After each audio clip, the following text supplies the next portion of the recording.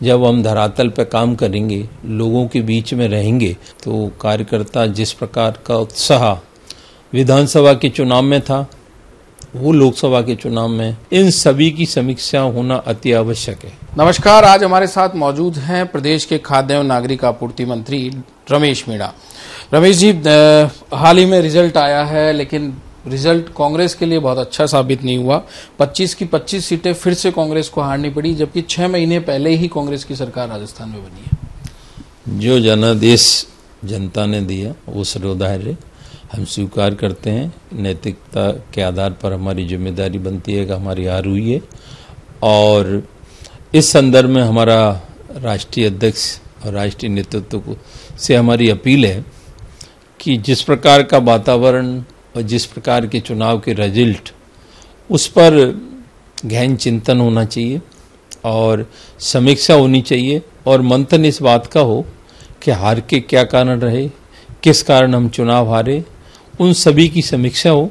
और इस समीक्षा में हमारा जो कार्यकर्ता जो उस पर बूथ पर रहता है, उससे लेकर ब्लॉक लेवल के कार्यकर्ता, हमारे ब्लॉक अध्यक्ष, हमारे जिला कार्यकारिणी के मेंबर, जिला अध्यक्ष, हमारे MLA, ex MLA, MP, x MP, जो भी हैं, हमारे नगर निकाय के चेयरमैन, पंचायत राज के प्रधान, जिला प्रमुख, और जो हमारे जो चुनाव लड़े हैं जो कैंडिडेट, उनको फीडबैक लिया जाए कि क्या क्या कमी रही किस लोकसभा में, और कौन कौन से ऐसे कारण थे जिनकी वजह से हम 25 की 25 लोकसभा सीट हारे। इन सभी की समीक्षा होना अति आवश्यक है। एक बड़ी बात जो निकल के आई कि लगभग 2-2.5 महीने का ही समय मिल पाया, क्योंकि फिर आचार संहिता भी लग गई थी, सरकार नई आई थी। नौकरशाही को, जो जैसे हर सरकार आती है कि सबसे पहले नौकरशाही का बदलाव करती है, सरकार कहाँ वहां विफल रही, जिसका ये परिणाम देखने को मिला कि वही अधिकारी जो कांग्रेस बीजेपी सरकार में थे, उसी को ही कांग्रेस को चलाए। ये चीज तो मैं पिछले 2 कार्यकाल मैंने देखे हैं। दोनों कार्यकालों में कांग्रेस पार्टी का भी, हमारा भी राज रहा है, उसके बाद भारतीय जनता पार्टी का राज रहा, और अब हमारा राज चल रहा है। इस राजस्थान में ब्यूरोक्रेट्स भी है, और अभी हम चुनावों के अंदर विभिन्न जिलों में दौरे किए पार्टी के आदेश के अनुसार। तो जहाँ जहाँ पर हम गए, वहाँ पर हमें कार्यकर्ताओं से फीडबैक लिया हमने।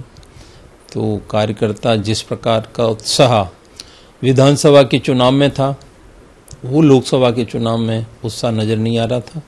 तो हमने पूछा भाई कि क्या कारण है, तो उन्होंने कहा अधिकारी हमारे सुनते नहीं है, पहले तो विपक्ष में थे इसलिए सोचा राज आ गया है, तो अब काम हमारे नहीं हो रहे। हमने कहा भाई ज़्यादा समय नहीं हुआ है, थोड़ा सा आप धैर्य रखे, सारे काम होंगे।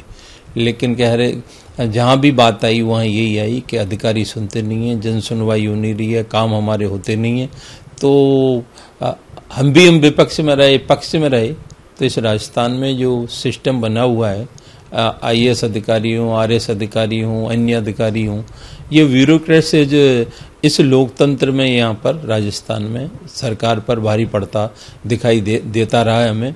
तो हम चाहते हैं कि इस ब्यूरोक्रेट्स पर अंकुश लगे और ईमानदारी से काम हो, पारदर्शिता काम में आवे, आम आदमी की जनसुनवाई हो, गरीब की मदद हो। ये आप चिंतन और मंथन की बात कर रहे हैं। चिंतन मंथन शायद इन चुनाव से पहले भी कांग्रेस को करना चाहिए था, लेकिन वहां चिंतन मंथन नहीं हुआ, जिसका परिणाम है कि अब चिंतन मंथन की जरूरत पड़ रही है आपको। नहीं, ये तो मेरा सुझाव है और मेरी अपील है कि हम ऐसे कौन से कारण रहे उन पर आत्मचिंतन हो, और इस बात का मंथन हो कि ऐसी कौन सी कमी रह गई, ऐसे क्या कारण थे कि हम चुनाव नहीं जीत पाए। तो उन पर सभी लोगों को मिलकर इस पर चर्चा करनी चाहिए।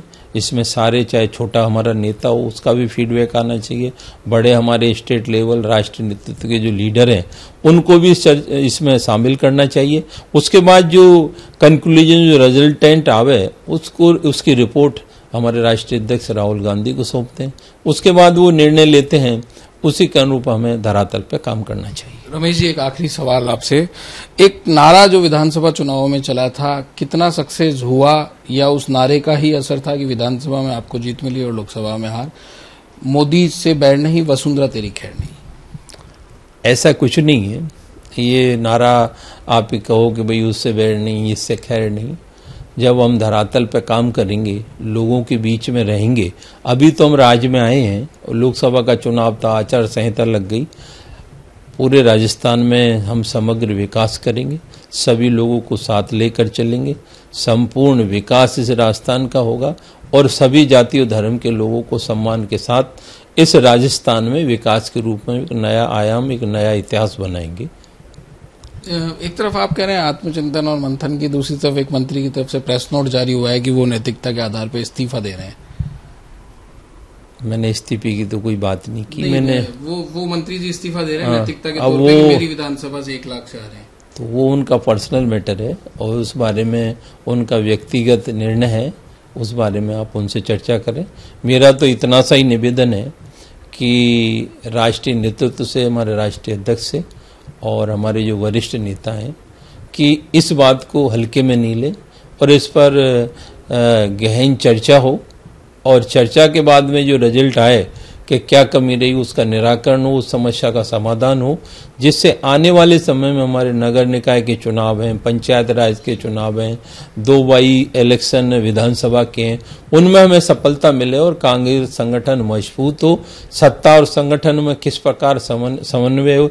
ये सारी बातों के लिए इसलिए कह रहे हैं कि आने वाले में हम कांग्रेस को मजबूत करें और आम आदमी से जो हमने वायदे किए हैं धरातल पर, मैनिफेस्टो में, उनको हम प्रैक्टिकल रूप में धरातल पे ले जाएं और लोगों के विकास में जो हमने लोगों से वायदे किए उनको हम कैसे पूरा करें, इस विषय पे और इन सभी जो बिंदु हैं इन पर एक चर्चा और चिंतन करने की जरूरत है। रमेश जी, एक सवाल और कि ये परिणाम तो आशाजनक नहीं थे, लेकिन एक आशाजनक कांग्रेस के लिए अच्छी चीज ये कह सकते हैं कि 2014 में जो कांग्रेस को वोट मिले उसकी तुलना में जो 2019 के लोकसभा चुनाव थे उसमें लगभग 1.5% के वोटों की कांग्रेस को बढ़ोतरी हुई है। हम 1.5% की बढ़ोतरी नहीं मानते, उस बात को मानते हैं कि हम भारतीय जनता पार्टी से जिस रेशो से, जिस रेंज से चुनाव हारे हैं वो एक चिंता का विषय वो है हमारे लिए। जो लाखों की जो संख्या में वोट से हारे वो हारे हैं, वो हमारा गैप है, वो बहुत बड़ी चीज है। राजस्थान में जो गैप था वो भी बहुत लंबा था क्योंकि 1.5 लाख वोटों से कम हर जगह की हार हुई है, उससे ज्यादा ही हुई है। ये थे मंत्री रमेश मीणा जो बात कर रहे हैं कि राजस्थान में सबसे पहले कांग्रेस को आत्मचिंतन और मंथन करना चाहिए कि हार का क्या कारण है, क्योंकि यही परिणाम आने वाले जो निकायों के चुनाव हैं और जो राजस्थान में 2 उपचुनाव हो रहे हैं उसके परिणामों को भी प्रभावित करेंगे।